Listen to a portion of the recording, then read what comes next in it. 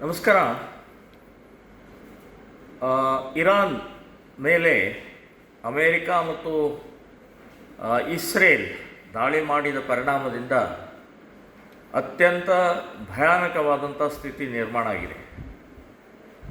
ಕಳೆದ 35-36 ವರ್ಷದಿಂದ ನಿರಂತರವಾಗಿ ಸರ್ವಾಧಿಕಾರಿ ಇದ್ದಂಥ ಖೊಮೈನಿಯ ಹತ್ಯೆ ಆಗಿದೆ.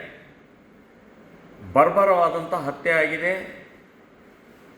ಇವತ್ತು ಇಡೀ ಜಗತ್ತು ಗೊತ್ತು ಆ ಖೊಮೈನಿ ಅನ್ನುವಂಥ ವ್ಯಕ್ತಿ ಹೇಗಿದ್ದ, ಏನು ಆಡಳಿತ, ಏನು ಹೇಗೆ ಅಂತನ್ನುವಂಥದ್ದು. ಯಾವ ಮುಸ್ಲಿಮ ರಾಷ್ಟ್ರಗಳಿಗೂ ಕೂಡ ಶಾಂತಿಯಿಂದ ನೆಮ್ಮದಿಯಿಂದ ಬದುಕಕ್ಕೆ ಕೊಡಲಾರದಂಥ ಖೊಮೈನಿ.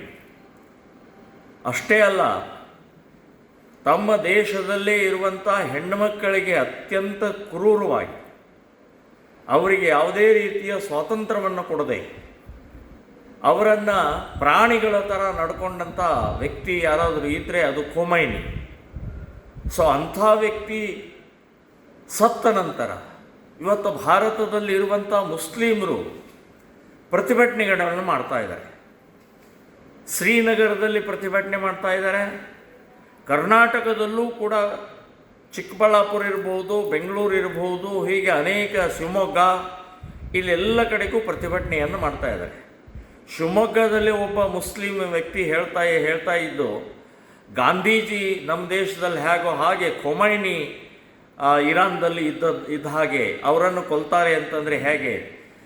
ಏನು ವಿಚಿತ್ರ ಅಂತಂದರೆ ಗಾಂಧೀಜಿ ಜೊತೆಗೆ ಹೋಲಿಸ್ತೀರಿ. ಗಾಂಧೀಜಿ ಅಹಿಂಸಾವಾದಿ, ಖೊಮೈನಿ ಹಿಂಸಾವಾದಿ, ಅತ್ಯಂತ ಹೀನವಾದಂಥ ಕ್ರೂರಿಯಾದಂಥ ಒಬ್ಬ ಆ ವ್ಯಕ್ತಿಯ ಬಗ್ಗೆ ಇವತ್ತು ಗಾಂಧೀಜಿಯವ್ರ ಜೊತೆಗೆ ಹೋಲಿಸ್ತೀರಿ. ನಾಚಿಕೆ, ಮಾನ, ಮರ್ಯಾದೆ ಏನಾದರೂ ಇದೆಯಾ ನಿಮಗೆ? ಯಾರು ಏನನ್ನು ಹೋಲಿಸ್ಬೇಕು ಅನ್ನೋದು ಗೊತ್ತಾಗೋದಿಲ್ವ ನಿಮಗೆ? ಇಲ್ಲಿ ಕರ್ನಾಟಕದಲ್ಲಿ ಕೆಲವೊಂದು ಮಹಿಳೆಯರೇ ಅಳ್ತಾ ಇದ್ದಾರೆ, ಬೇರೆ ಬೇರೆ ರೀತಿಯ ಅಳೋದು. ಇವು ನಿಮಗೆ ಅವರು ಸ್ವಾತಂತ್ರ್ಯ ಕೊಟ್ಟಿಲ್ಲ. ಬುರ್ಕಾ ಹಾಕ್ಕೊಳ್ಳದೆ ಇರೋದು ಗುಂಡು ಹಾರಿಸಿದನು.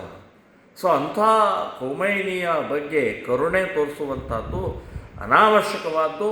ನಮ್ಮ ದೇಶದಲ್ಲಿ ಆ ಖೊಮೈನಿಯ ಒಬ್ಬ ರಾಕ್ಷಸನ ಪರವಾಗಿ ಈ ದೇಶದ ಮುಸ್ಲಿಮರು ಪ್ರತಿಭಟನೆ ಮಾಡೋದು ಎಳ್ಳಷ್ಟು ಶೋಭೆ ತರುವಂಥದ್ದಲ್ಲ. ಇದನ್ನು ಶ್ರೀರಾಮ ಸೇನೆ ನಾವು ಖಂಡಿಸ್ತಾ ಇದ್ದೀವಿ, ವಿರೋಧಿಸ್ತಾ ಇದ್ದೀವಿ.